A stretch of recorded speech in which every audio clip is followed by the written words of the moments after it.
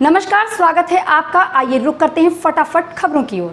प्रधानमंत्री नरेंद्र मोदी मंगलवार को राजा महेंद्र प्रताप सिंह विश्वविद्यालय के शिलान्यास समारोह में हिस्सा लेने के लिए उत्तर प्रदेश के अलीगढ़ पहुंचे हैं। यहां उन्होंने अपने भाषण के दौरान यूपी का चुनावी बिगुल भी फूंका है। मोदी ने विपक्ष पर निशाना साधते हुए उन्हें विकास विरोधी ताकतें करार दिया और यूपी को उसने बचाने की अपील भी कर दी है। हालांकि इस बीच उन्होंने अलीगढ़ से अपने एक बचपन के कनेक्शन का जिक्र किया। पीएम ने बताया कि जब वे छोटे थे तो उन्हें यूपी के 2 जिलों का नाम काफी सुनाई देता था। इनमें एक अलीगढ़ था जिसके तालों का जिक्र एक मुस्लिम विक्रेता के कारण सुनने को मिलता था। पीएम ने कहा कि जो अलीगढ़ कभी तालों से घरों दुकानों की सुरक्षा करता था, अब डिफेंस कॉरिडोर के बाद वह सुरक्षा उत्पादों से देश की रक्षा करेगा।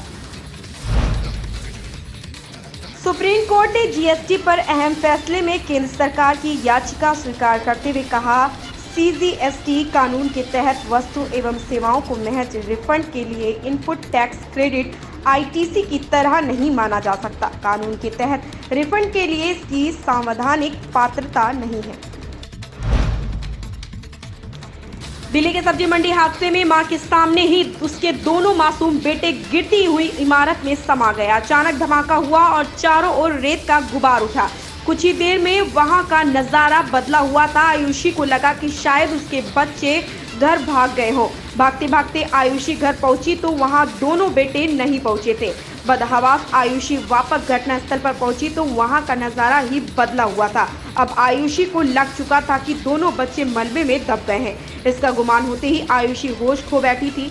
इस बीच पुलिस की टीम वहां पहुंच चुकी थी। पुलिस ने आयुषी को सुरक्षित पहुंचाया। बाद में करीब 2 घंटे बाद दोनों बच्चों प्रशांत और सौम्य के शव मलबे से निकाले गए। आयुषी के 2 ही बेटे थे। बच्चों की मौत की खबर के बाद से बार बार आयुषी अपने होश खो रही थी। ब्रज के होनहार विश्व भर में हिंदी की पताका फहरा रहे। दुनिया के अलग अलग हिस्सों में बसे ब्रज की माटी के या लाल हिंदी का परचम बुलंद किए हुए हैं।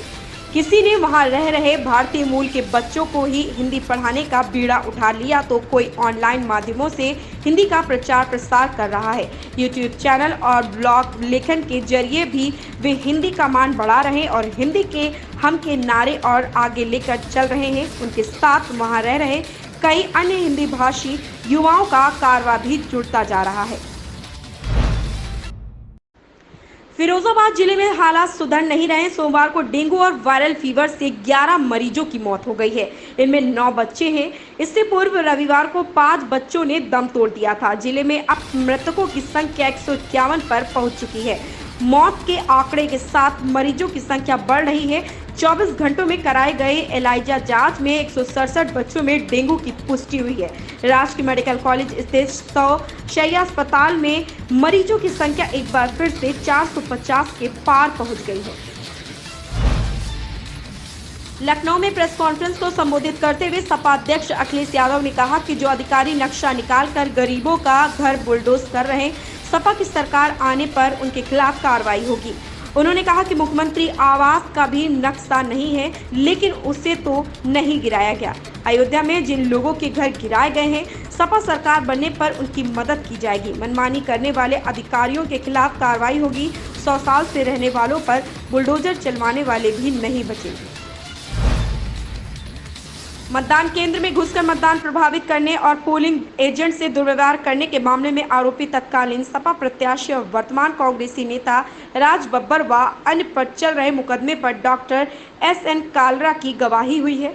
एमपी एमएलए कोर्ट के विशेष न्यायाधीश पवन कुमार राय ने अगली सुनवाई के लिए 28 सितंबर की तारीख तय की है। पश्चिम बंगाल में इसी महीने होने वाले उपचुनाव काफी अहम माने जा रहे हैं। खासकर मुख्यमंत्री ममता बनर्जी के भवानीपुर से लड़ने के ऐलान के बाद यह चुनाव और ज्यादा दिलचस्प हो गए हैं। बंगाल का सीएम बने रहने के लिए ममता का अपनी पारंपरिक भवानीपुर सीट से जीतना जरूरी है, वरना ने विधायक न बन पाने के चलते मुख्यमंत्री नहीं रह पाएंगी। इस बीच भाजपा ने ममता को सीएम पद से हटाने की कोशिशें शुरू कर दी हैं। उनके खिलाफ प्रियंका टिब्रेवाल को उतारने के बाद अब भाजपा के एक एजेंट ने चुनाव आयोग से ममता का नामांकन रद्द करने की मांग की है। त्योहारी सीजन में मोदी सरकार सरकारी कर्मचारियों को बड़ा तोहफा दे सकती है। हाल ही में केंद्र सरकार ने महंगाई भत्ता डीए 17% से बढ़ाकर 28% किया था। अब दिवाली से पहले कर्मचारियों के लिए दोबारा बड़ा ऐलान हो सकता है। अब केंद्र कर्मचारियों के महंगाई भत्ते में फिर से 3% की बढ़ोतरी हो सकती है। अगर आपको डिजिटल तरीके से बैंक का कोई भी काम निपटाना है और आपका खाता देश के सबसे बड़े सरकारी बैंक भारतीय स्टेट बैंक एसबीआई में है, तो ये खबर आपके लिए महत्वपूर्ण है। ऐसा इसलिए क्योंकि 2 घंटों के लिए बैंक की कई सेवाएं बाधित रहेंगी। ऐसे में आपके काम अटक सकते हैं, इसलिए ग्राहक अपने सभी जरूरी काम जल्द निपटा लें। इस संदर्भ में बैंक ने अपने ग्राहकों को अलर्ट भी जारी किया है। इन खबरों में बस इतना ही। धन्यवाद।